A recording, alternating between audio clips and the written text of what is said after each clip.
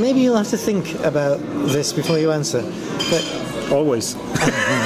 Yeah, I'm giving you permission, basically.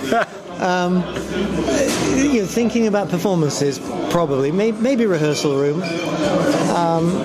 Can you remember the most successful performance of some tune? Can you remember the tune where suddenly everything connected and worked and communicated?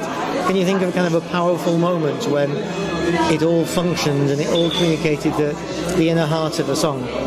Yes, I can think of such a moment. Well, thank you for saying that. Could you describe that? I can think of such a moment. I don't know why it fell together. Maybe it was just that everyone knew the song and liked the song and loved the song, and so it just was a natural kind of understanding between the musicians. How did you know it had come together? It just flowed. And how did that feel? It just felt natural. It just felt like the song sang itself. I wonder what that like is, because if you hadn't have said that, yeah. I mean that's aside from what I do in terms of the bits, I mean, we both work with one drummer who's the same person. That's bad English word.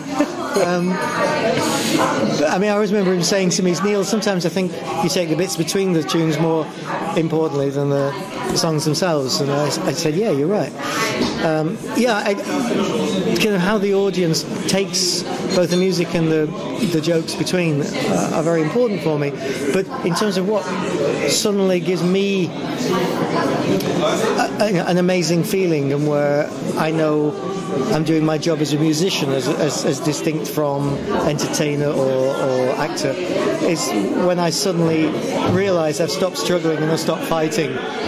Yeah, I came up with this line because I taught you the songs. Actually, I think probably one of my teachers probably came up with it. The song sings me, but you know it when it happens. Yeah. You just fall back into it, and you're in the flow, and you're not trying to fight the current to do anything else. It just sits there. And everybody on stage knows, and the audience knows, and those are the moments it's all about. That's for me. If I had to say, why do you make music?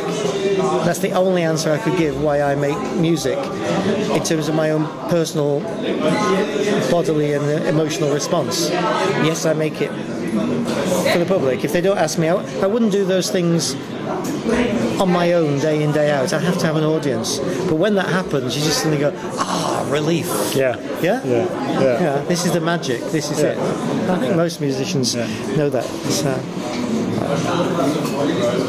And basically you have to have a good time on stage, because that transmits to the audience. Yes. If you don't have a good time on stage, if you don't enjoy yourself, then the audience won't enjoy it.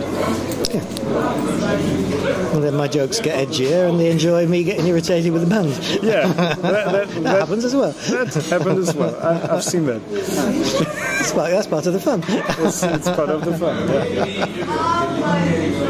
I think we should leave it. And what also is very interesting, I think, is that I would say 80 to 90% of the audience don't notice when someone is fucked up, even if there is a complete fuck up. Is this a technical term? That is a technical term. Yeah. Yeah.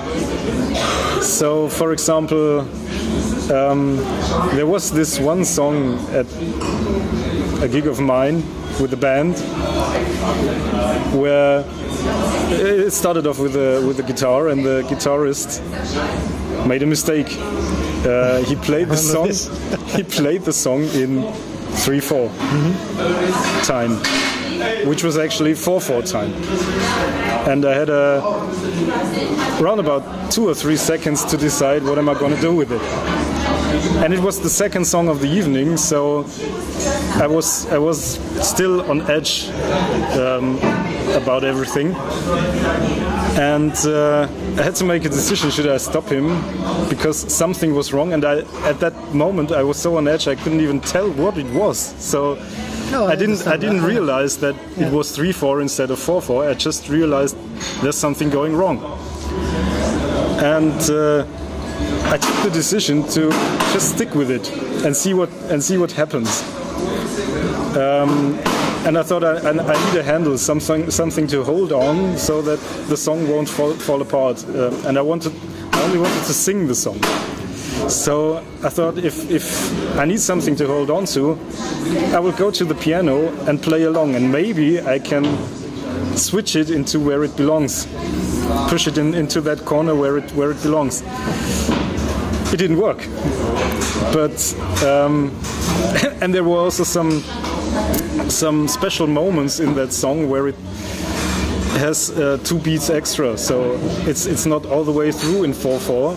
So sometimes it adds a 2/4 bar, and that got extremely challenging when you play the song in 3/4. And basically, we managed it that the song didn't collapse. But there were some very, very rough edges to it. And after we finished, I said to the audience, okay, that was a very unique interpretation of that song. And we just went on with the program.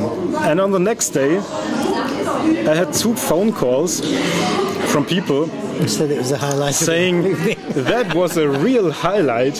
I know that works. I really liked that second song. I thought it was. Tell me, I was not one of them that said that. I thought it was so. I thought it was so complex. They must have rehearsed this for hours. And I thought, well, that was kind of an experience.